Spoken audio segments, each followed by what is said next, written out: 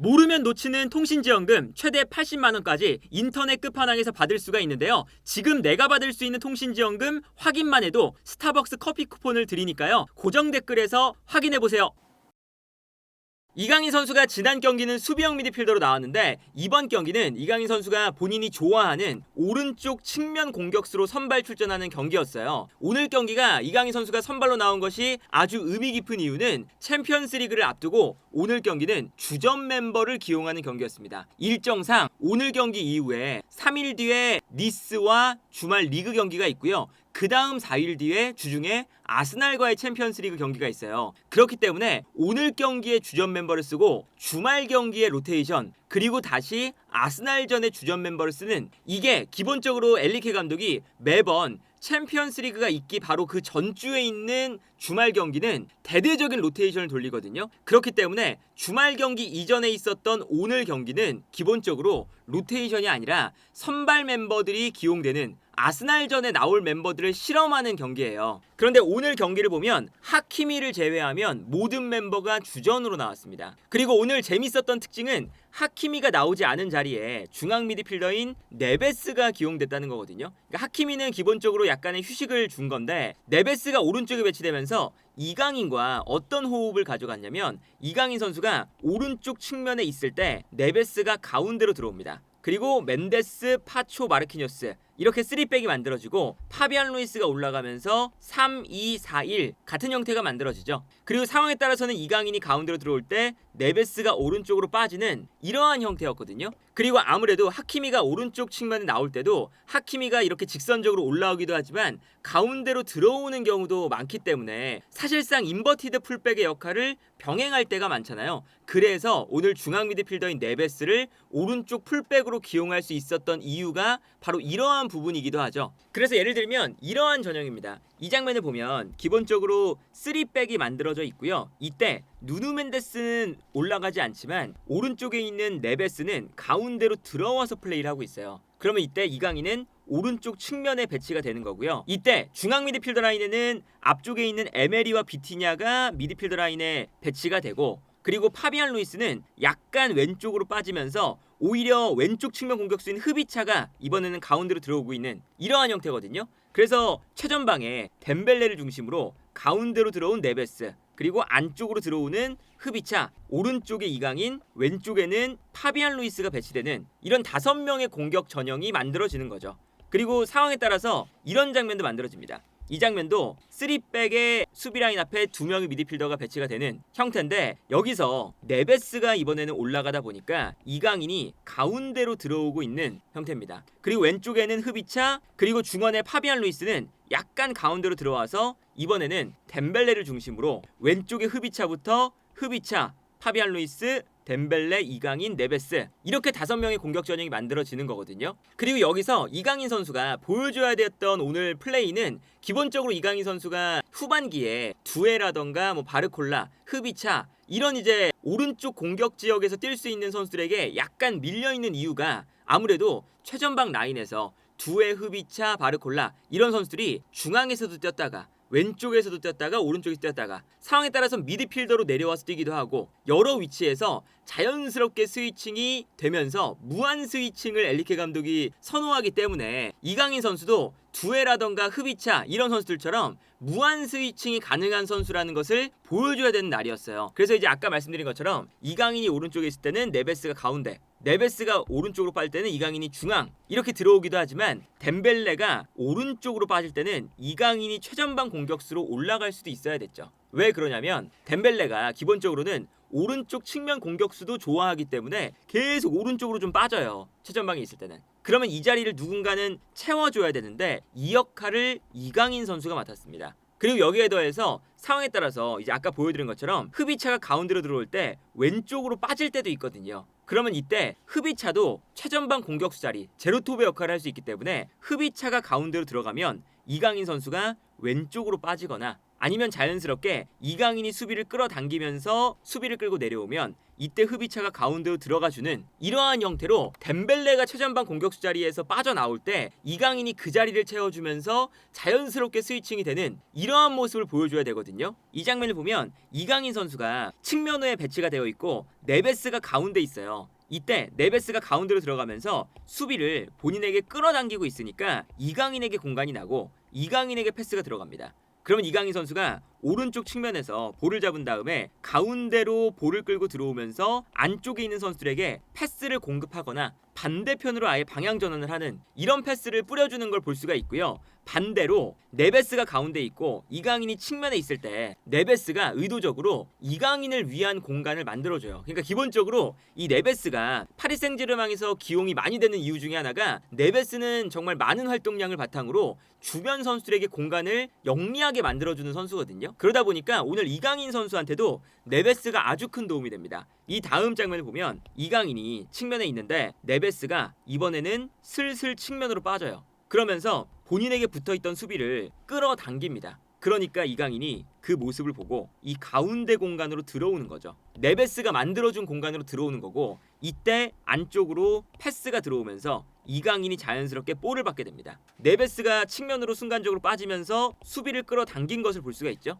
그렇기 때문에 하프 스페이스 공간에서 이강인 선수가 볼을 받아서 전방으로 패스를 뿌려줄 수 있는 이런 이제 상황을 네베스가 좀 만들어주는 거예요. 그래서 여기서도 이강인 선수가 가운데로 들어와서 볼을 받는 이런 형태도 계속 만들었었고, 그러니까 어쨌든 이강인 선수가 오른쪽 라인에서 네베스와의 이 호흡 자체가 굉장히 잘 맞아 떨어졌다는 요 포인트 자체가 굉장히 이강인 선수에게도 오늘 주전 멤버를 활용하는 경기에서 엘리케 감독의 눈에 들 수 있을 만한 포인트였다. 그리고 이강인 선수가 애초에 이런 모습들은 하키미와도 원래 잘 보여주는 플레이이기 때문에 이강인이 하키미와 배치가 되든 네베스와 배치가 되든 좋은 모습을 보여준다는 게 매우 긍정적이고, 여기에 더해서 이런 장면도 많이 나옵니다. 이번엔 덴벨레가 측면으로 빠지고 있습니다. 그리고 오른쪽에서는 네베스가 올라와서 네베스가 볼을 소유하고 있거든요. 그러니까 네베스에게 수비가 끌려 나오는 순간 덴벨레가 이 공간으로 뛰어들어가고 있었죠. 근데 그 순간 이강인은 가운데로 들어가서 덴벨레가 비워둔 최전방 공격수 자리에 이강인이 배치가 되어 있어요. 그 자연스럽게 이강인 선수가 이렇게 덴벨레가 측면으로 나갈 때 가운데로 들어와 주는 이러한 형태도 만들어진 거거든요. 그 다음에 덴벨레가 측면으로 나왔을 때 오히려 네베스가 볼을 가지고 있다가 덴벨레에게 수비가 끌려 나가니까 순간적으로 가운데로 패스를 보내줍니다.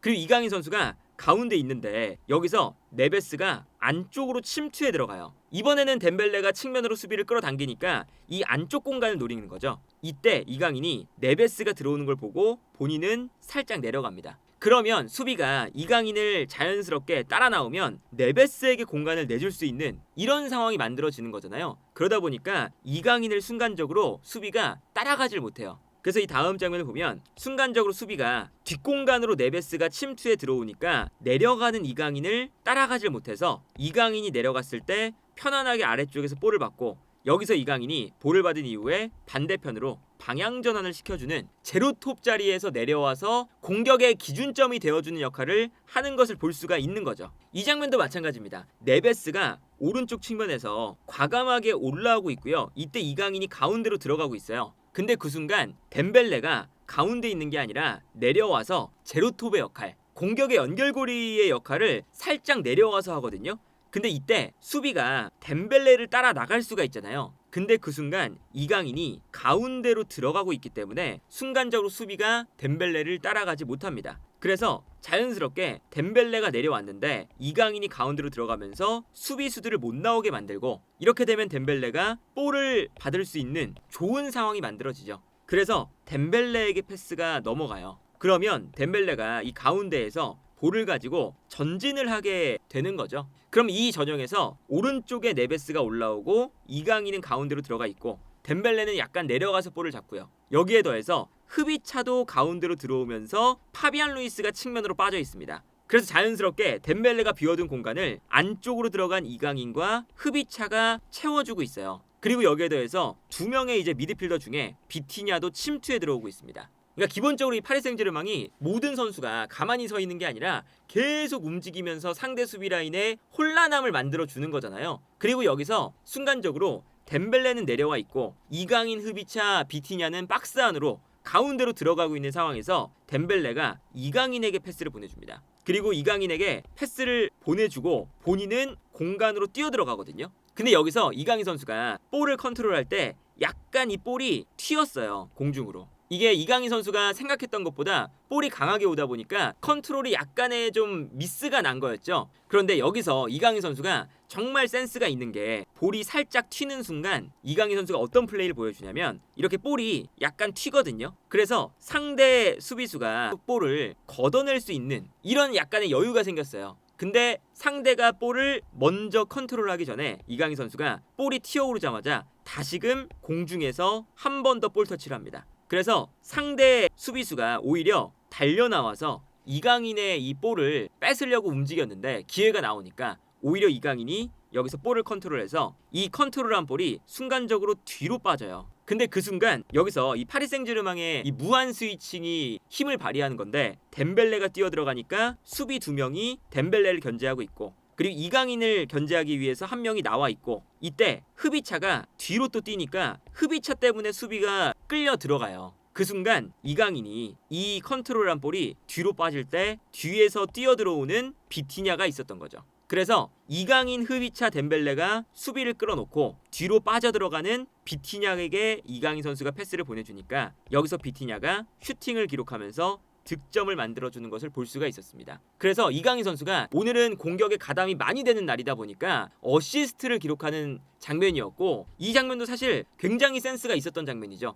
볼 컨트롤이 처음엔 약간 미스가 났는데 볼이 떠오르니까 상대가 발을 뻗기 전에 먼저 볼을 컨트롤해서 비티냐에게 볼을 넘겨주는 그래서 오늘 경기는 이런 센스를 이강인 선수가 공격 라인에서 보여줬고 그리고 이 과정에서 기존에 있었던 주전 멤버들 덴벨레, 흐비차, 비티냐, 네베스 이런 선수들과 잘 호흡이 맞았다는 것 자체가 굉장히 긍정적이거든요. 그리고 이 장면을 보면 이번에도 3백이 만들어져 있는데 이번 3백은 약간은 달라요. 3백 라인에 비티냐가 내려가서 왼쪽 센터백을 맡고 있고요. 이때 멘데스가 올라오고 있습니다. 그리고 그 순간 에메리가 앞 공간에 있고요. 네베스가 이제 아무래도 비티냐가 왼쪽으로 빠지다 보니까 네베스가 미드필더 라인을 채워주기 위해서 가운데로 들어갔어요. 근데 그 순간 덴벨레가 앞에서 측면으로 빠져나오고 있고요.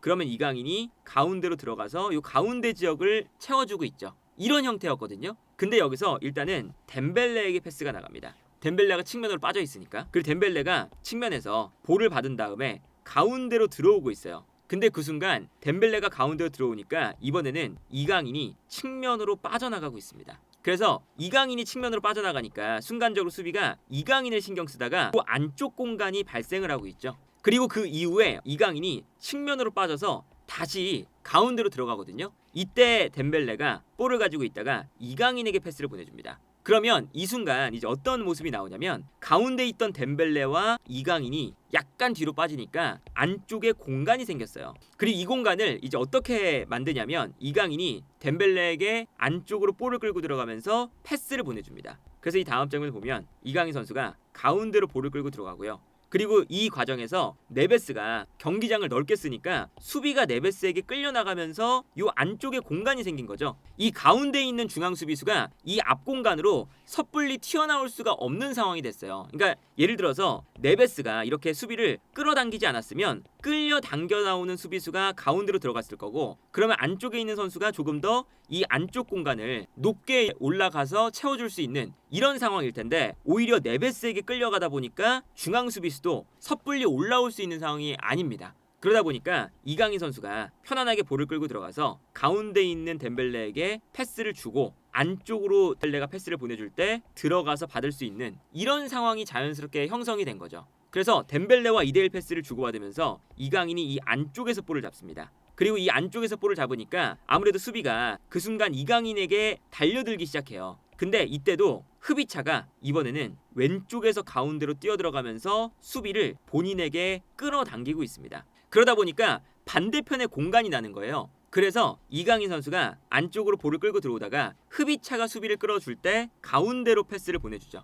그러면 여기서 이제 파비안 루이스에게 패스를 보내줄 수 있는 이런 상황이 나오는 거거든요. 그래서 이강인이 반대편으로 패스를 보내주고 여기서 끝나는 게 아니라 파비안 루이스가 볼을 받을 때 파비안 루이스에게 패스를 보내주고 멘데스가 이 안쪽 공간으로 뛰어들어갑니다. 그러면서 이번에는 흐비차가 수비를 한쪽으로 끌어당겼으니까 요 공간으로 네베스가 뛰어 들어오는 거거든요. 근데 네베스가 안쪽으로 뛰어가면서 네베스가 이번에는 뛰어 들어가면서 수비를 본인에게 끌어당기니까 요 안쪽 공간이 났어요. 이때 이강인이 가운데로 들어가다가 네베스가 수비를 끌어당기는 걸 보고 왼쪽으로 빠집니다. 그래서 이 공간으로 파비안 루이스가 이강인의 움직임을 보고 패스를 넣어주는 거죠. 그리고 이강인이 이렇게 볼을 받으니까 가운데 있는 중앙 수비수가 이번에는 이강인을 따라 나와요. 그러면 이강인이 이 안쪽 공간에서 볼을 잡아서 수비가 본인에게 끌려 나올 때 네베스가 뛰어 들어가다가 이강인이 수비를 끌고 나오는 걸 보고 이 공간으로 또 들어가거든요. 그러면 이강인이 볼을 받아서 뛰어 들어가는 멘데스에게 패스를 찔러주는 아주 좋은 장면이었죠.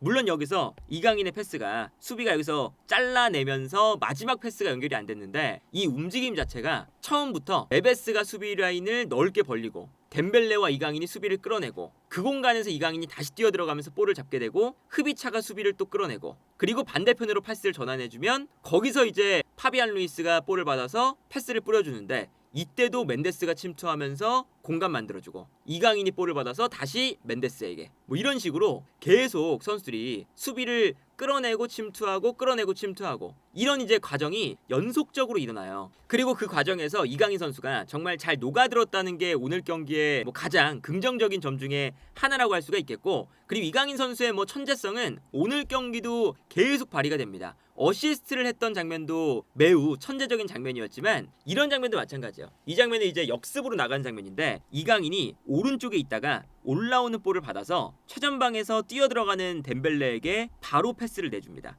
그리고 이강인이 패스를 주자마자 덴벨레가 측면으로 빠지면서 수비를 끌어당기니까 그 순간 바로 가운데로 뛰어요. 근데 이강인의 이 뛰어들어가는 움직임을 순간적으로 수비가 이강인을 막기 위해 달려 들어갔다가 이강인의 움직임을 못 따라잡았습니다. 그래서 덴벨레가 이강인이 뛰어들어가니까 이 공간으로 수비를 본인에게 끌어당긴 다음에 뛰어들어가는 이강인에게 패스를 내주는 장면이거든요. 근데 여기서 덴벨레의 패스가 약간 안 좋았던 게 이강인이 뛰어들어가는데 이강인이 뛰어들어갈 때 이강인의 뒤쪽으로 패스가 들어간 거예요. 그래서 이강인 선수가 애초에 무게중심이 좀 무너져 있습니다. 이강인은 달려가고 있는데 패스가 뒤로 왔죠. 그래서 이강인이 몸을 순간적으로 돌려야 돼요. 그러면서 이제 약간 오른발로 볼을 컨트롤하면서 균형이 무너져 있었는데 여기서 이강인 선수가 어떤 기질을 발휘하느냐 순간적으로 몸을 돌리면서 약간 일단 균형을 잃었습니다. 그런데 왼쪽에서 흐비차가 올라오니까 몸을 180도 회전을 시키면서 뛰어들어가는 흐비차에게 넘어지면서 패스를 보내줘요. 그러니까 기본적으로 이게 굉장한 센스라고 볼 수가 있는 거죠. 뛰어들어갈 때 아무래도 전력 질주를 하다 보니까 본인의 달려가는 방향이 아니라 뒤로 패스가 오면 이게 달려가다가 순간적으로 멈춰야 되니까 균형을 잃잖아요. 근데 균형을 잃음과 동시에 어떻게든 본인의 뒤쪽으로 뛰어들어가는 흐비차가 있다는 것을 감각적으로 아니까 넘어지면서 그리고 180도로 회전을 하면서 이렇게 넘어지는 순간에도 180도로 몸을 뉘어서 패스를 보내주는 이런 기질을 발휘한 거죠. 그래서 이강인 선수가 이렇게 넘어지면서 패스를 보내줄 때 흐비차에게 좋은 패스가 넘어가는 이런 장면이었어요. 그래서 오늘 경기 이강인의 기록을 보면 실제로 경기에서 또다시 키패스를 가장 많이 기록한 선수였습니다. 그리고 어시스트도 하나 기록했고 이 어시스트가 기본적으로 결정적인 찬스를 만든 횟수로 집계가 되면서 결정적인 찬스도 만들었고요. 그래서 오늘 경기는 이제 이강인 선수가 아무래도 지난 경기에 수비형 미드필더로 기용이 되면서 이제 이강인 선수의 위치에 대해서 또 이야기가 많이 나왔었는데 엔리케 감독도 수비형 미드필더로 또 기용할 수 있다 이런 이야기도 했었잖아요. 근데 오늘 경기는 또 이강인 선수가 오른쪽 측면 자리에 나와서 파리 생제르맹이 오른쪽 측면 공격수 자리에서 해줘야 되는 역할 측면에도 있지만 가운데로 들어오고 가운데에서도 최전방 공격수와 자리를 바꾸고 심지어는 왼쪽으로도 넘어가는 그리고 미드필더 라인과 공격 라인을 오가면서 전 지역을 커버해야 되는 이런 역할을 이강인 선수가 오늘 정말 잘 수행을 했다. 그래서 오늘 이강인 선수의 히트맵을 봐도 이강인 선수가 측면에서 시작해서 가운데로 좀 들어왔고요. 여기에 더해서 경기장을 보시면 약간 내려가서 볼을 받는 경우도 있고 아예 반대편으로 넘어가는 동선도 보여주거든요. 이런 모습이 기본적으로 챔피언스리그 4강전이라는 아주 중요한 경기를 앞두고 주전 멤버를 기용하는 경기에서 이강인이 선발로 나왔고, 그리고 주전 멤버들과 이강인 선수가 잘 호환이 되면서 최근에 정말 극명한 상승세를 보여주고 있던 이 파리 생제르맹의 전술에 이강인 선수가 별다른 문제 없이 녹아드는 것을 보여줬던, 증명했던 경기이기 때문에 오늘 경기가 이제 앞으로 남아있는 시즌 동안 이강인 선수가 다시 한번 주전 경쟁을 할 수 있는 불씨를 만들었다는 것 자체에 매우 의미가 있는 그런 경기가 아니었나 싶네요.